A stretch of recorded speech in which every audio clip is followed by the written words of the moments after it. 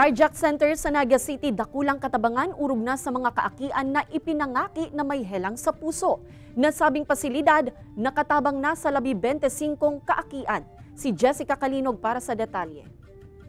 2 months old pa sana ang aki ni Tatay Michael Kangowa Camarines Sur kan sa indang maaraman na may ventricular septal defect o may labot an puso kaini. Pig-refer naman sinda dati pa sa Philippine Heart Center para matawanin magkakanigong atensyon medikal ang kondisyon kan sa iyang aki. Nag-apot na po kasi kami ganyan dati, naabuton dahil siya ng 500 kung dumang kami sa Heart Center sa Manila.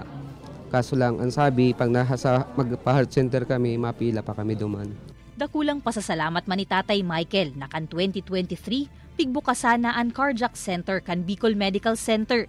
Kaya sa edad na 10 na isairarom sa open heart surgery an sa iyang aki. Asin sa ngunyan, nasa maray naman na kondisyon.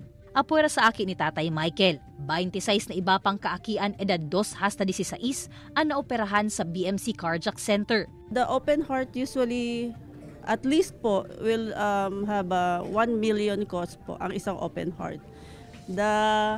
The angiography, yung mga sa adult na inaatake po, bababa, hindi na, ang first 10 po is 100.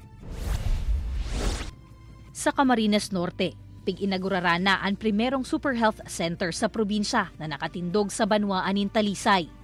Dahil sa universal healthcare po ng PhilHealth, ang consultation ay dito na sa rural health unit at tatanggap na bayad galing PhilHealth ay ang LGU na.